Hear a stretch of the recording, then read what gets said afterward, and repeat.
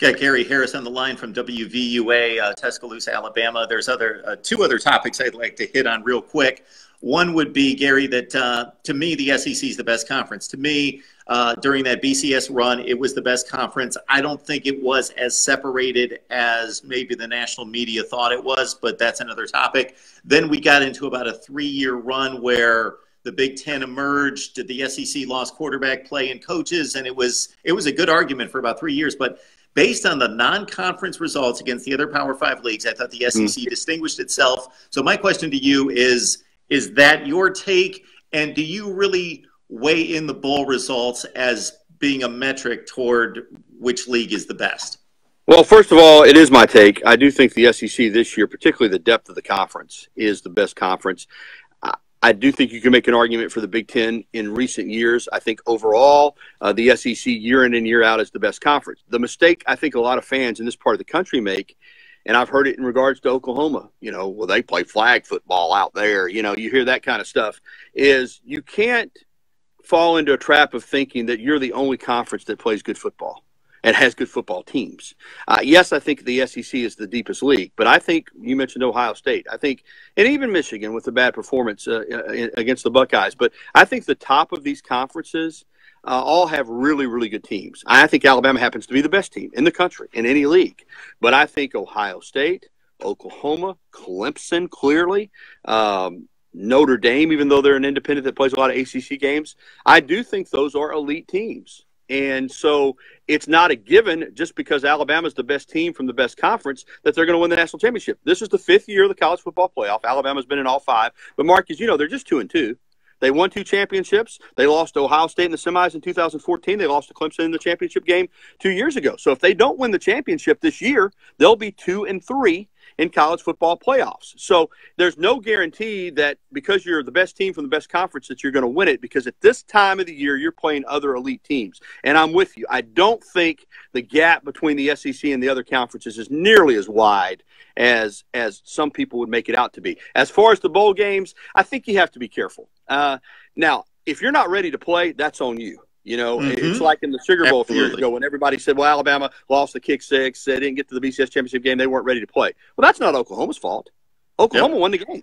And it's just like this year. If LSU loses to Central Florida, just like Auburn, you used that excuse last year when we were banged up. We played Alabama, Georgia, Alabama, and Georgia again, and Kerryon Johnson. Well, too bad. That's on you. It's your responsibility to be ready to play. That's what coaches stress. So I do think there's a lot of pride in the bowl results, and I do think to some degree it is a metric that you can use, but I would hate to say, well, this conference went 6-2 in bowl games, and this conference went, 3-7 or whatever, and automatically say the conference that went 6-2 is better than the conference that went 3-7 or 3-8. I wouldn't buy that. But I do think there's a lot of pride in it. People watch it, and it's fair to use it as an argument. If the Big Ten comes out and has a great bowl season, particularly against other SEC teams, then if I'm a Big Ten fan, I'm saying, you're darn right.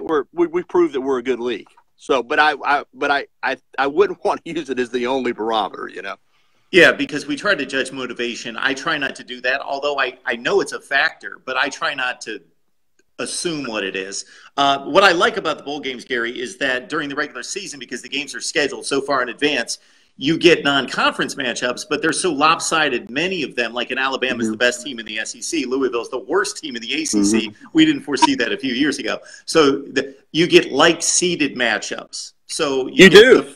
The first place against the first place, et cetera, on down the line, generally within a seeding. No, I'm with you. I think the matchups, for the most part, is, this team in this bowl game, because of where they finished, taking on a team that finished in a similar position. I'll give you an example. I think Auburn-Purdue in the Music City Bowl is going to be a heck of a game. Yeah. Purdue people are fired up, man. Braum stayed. I understand they've bought 11,000 tickets. Auburn fans are, Gus is staying. Are we excited about that? We're not excited about that, but Gus is going to call the plays. It's Jarrett Stidham's last game. I think that's one of those games where there's a lot of incentive for both of those teams to be prepared to play and want to win the game. And I think that's a good barometer game because I think Auburn and Purdue are pretty similar type teams. I'm looking forward to that matchup. But you're right, there are a lot of those type matchups. Man, Michigan and Florida. How excited are you about that game? I think that could be a great game. Gary, normally I would be excited. Anytime you take a Big Ten power and an SEC power, I'm excited to watch the game. The problem I have with that game is they've now played 3 times in 24 I months. know. Now And we could have taken Michigan and LSU, and I looked it up, and those two storied programs have never met on a football field. That would have been great. Yeah. And then you would have had UCF and Florida playing for the unofficial Florida State Championship. Yeah, that probably would have worked. I wonder if there was a little bit of, even though you know how this works, I wonder if there was a little bit of politicking from the Florida side not to have to play UCF. You think? No, I know it's done by the draw, but still, you're right. It would have been nice for LSU and Michigan to play it in Florida and UCF. But I'm still excited about Florida and Michigan.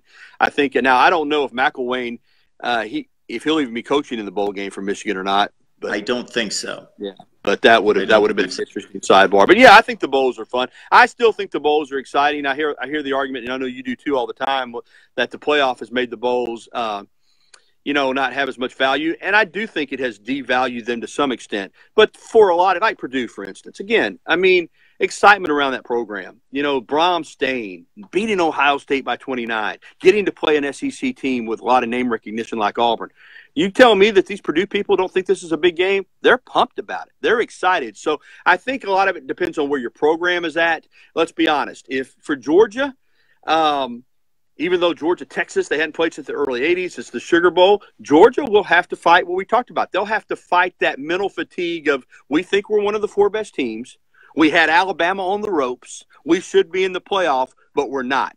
Whereas for Texas, I think, again, with Tom Herman trying to build that program, they're looking at it as, yeah, we had a good year, but if we can go beat an SEC team that many are saying is one of the top 4 teams in the country, what a building block this will be for our program. So you got 2 programs there maybe that have different excitement levels about being in this game. But as we said, that's on Georgia to get themselves ready to play. And if they go out and lose to Texas, no excuse. I don't like the excuse game. I don't like we weren't as ready to play because. I hate that too. Too bad. Too bad. I think in reality, that's probably the case. If we could truly measure motivations, yeah, there's one team that's probably more motivated than the other. But you could say that almost every week of the season. Absolutely. But like you said, that's on you. Be a competitor, show up and play.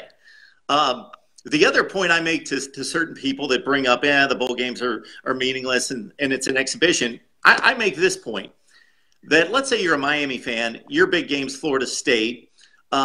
For as big a game as you think that is, during the regular season, when your Florida State-Miami game's on, there's like 4 other big games on at the same time that the rest of college football nation's watching. When you're playing in a bowl game, excluding some overlap on New Year's Day and New Year's Eve, you are the game. This is the only time of the year which your game is the only game. If you're a college football fan and you want to watch college football, you're going to have to watch that game. So you've got the attention of the entire nation. That's the only time the entire season. It's a great point. And despite what people say, they're, meaningless bowl or this or that, college football fans are going to watch college football. It's like tomorrow. I'm mentioning, the Raycom Camellia Bowl that I'm going down for in Montgomery. You got Georgia Southern and you've got Eastern Michigan.